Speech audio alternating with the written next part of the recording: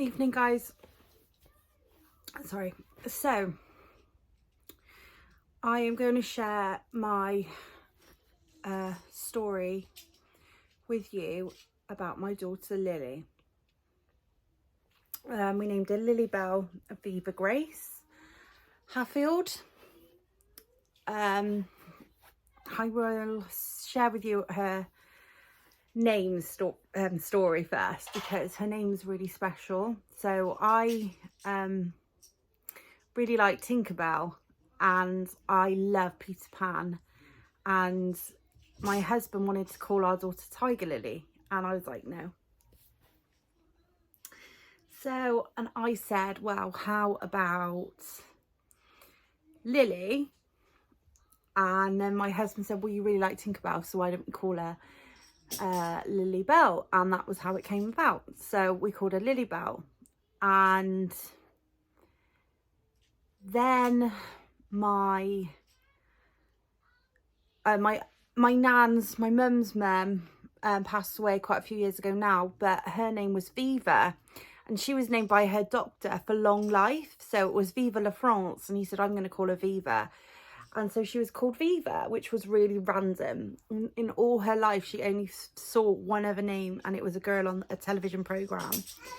And so she was like, my nan was really elated when she said, that's my name on there, that's my name, that girl's got my name. So my nan was really elated, like in her 90s, to be finding someone else with her name. And when she passed away, we called her Grace. So my mum was going to call me Grace, but she called me Kate instead. So we put Grace in with her name. So it was Lily Bell Viva Grace Hatfield. I was 26 weeks pregnant when I lost Lily. I'd had a really hard pregnancy.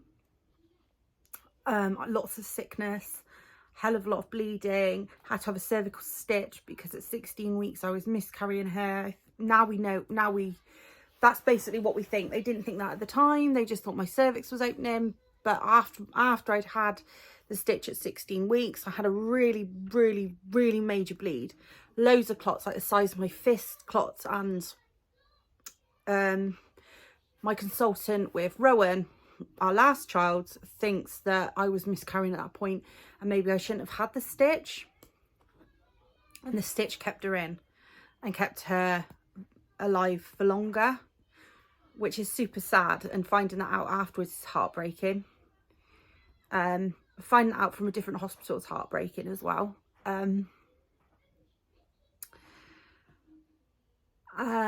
So I actually had a scan at 24 weeks and she wasn't doing very well, and it wasn't picked up, and I wasn't made aware of it. So it was just not good. My care was very poor. All the way throughout my pregnancy, really. I just didn't rate my care. It wasn't great care, considering I'd had a 28-weeker prior and they had no idea apparently why she came. I just thought my care would be better, but I was so poorly as it was. I was sick, I was bloating, I was putting a lot of weight on. My blood pressure was all over the place. I was getting dots in my vision. I couldn't take a lot of light. I was living in primarily a dark room, and I was throwing up in a bowl all the day, because as soon as I had any light, I'd get raging migraines. I'd be seeing flashy dots, squiggly lines. Now we realise that my blood pressure was, I had severe preeclampsia. My doctors actually sent me at 16 weeks with preeclampsia signs, and the hospital missed it. So ultimately at 26 weeks when I went in, I was really, really poorly. They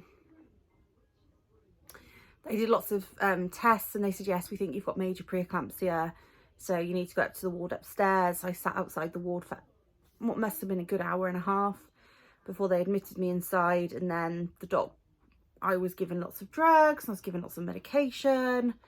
I was left just in a little room for quite a while, and then a consultant came and said, they can't get a heartbeat on the Dopplers, I'll scan you. And sadly, she'd passed away already. So she may have been gone for around 2 weeks, but we're not sure. Like I said, I had the scan at 24 weeks and then this was like 26 weeks. So, yes, super heartbreaking. But I was very numb because I just felt like the pregnancy was only going to go this way because of the care I'd had. So I just felt really deflated, like, because I tried so hard. I'd been so poorly. And now I had to give birth to my baby. And because I was so poorly, they didn't want me going home. So I didn't get to go home and get anything that I needed or get prepared. I didn't have anyone to watch my children. It was an absolute nightmare.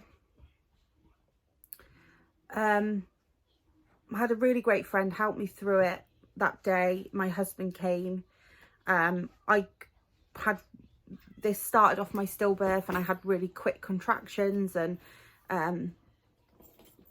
Lily was born about, I think we started about 7:30.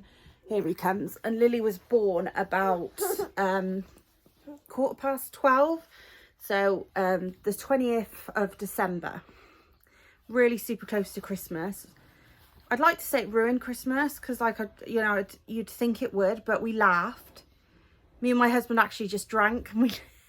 We just drank. My mum basically looked after Isla, and we drank and we laughed and we played games and we just laughed and we just tried to put it out of our head.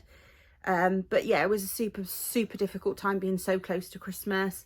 Even just things like having to arrange a funeral right after Christmas, and that was the 21st of January, and even just so much that goes with it that's just absolutely heartbreaking. Like, when I had the stillbirth, I thought it was over. Like, you know, I gave birth to her and we took pictures and we sort of said goodbye, and we dressed her in a lovely little silk gown. I thought that it would be, you know, sort of that would be it. It was over. But then as soon as Christmas was gone, it was kind of like, well, no, actually now we've got to get flowers and think about what we're going to wear and if we're going to invite people, and, you know, people not wanting to come and family rifts and everything. It was all a bit of a bit much. Rowan's here, by the way. Here he is. Boop. Yeah, it was a lot to deal with. We actually gave birth to her. The radio was on, and Stay Another Day by E17 came on. So we did have that at the funeral. And my husband held her and walked her down the aisle of the crematorium. We decided to have her cremated so we could have the ashes and keep them with us. Yeah, anyway, it was just super brutal, just having to choose things like her coffin. And, you know, we went round friends and we just decided, and it was just really difficult because, you know, with Isla, or Rowan or me or my husband, you know, you've known that person, you've known their personality. Like, Rowan loves cars, Isla likes dancing, she likes music. We've got nothing, we have nothing at all to go on. So it just was very much pink clouds, rainbows. Her name was Lily, so we just had lilies everywhere. I'm really super sorry if this is triggering. Like, it's my story, it's triggering me a little bit. But basically, I just also wanted to come on and say basically what our story was, but also what helped me afterwards. As soon as I'd had, you know, the all clear, we tried to start for another baby again. I didn't get pregnant again for another year, but this is the result. Rowan here. I'm super lucky to have him. I did go to a different hospital, and I would say that if you're really uncomfortable in the hospital that you were in and you didn't feel like you got the care, don't go back there. Just don't do it. Go to a different hospital completely, have a completely different team. Speak to your doctor, your general practitioner if you're in the UK. Speak to your doctor and get him to refer you to a different hospital, a more specialist hospital, even if you have to travel. Rowan was born at a good hour and a half away from where we live, and it was the best decision I ever made. My care was so much better. It was superior in every single sense of the word. It was in everything. I had medication from the beginning to the end. It was a completely different experience. It wasn't about what I did wrong, or it was about what was wrong with me and why I was having a preterm babies. If I hadn't have gone and had Rowan and I hadn't have gone to a different hospital, I'd never have known, because the hospital I was going to just wasn't interested. So if you are worried about your care and you're not happy with your care, don't go back to the same hospital that you were in.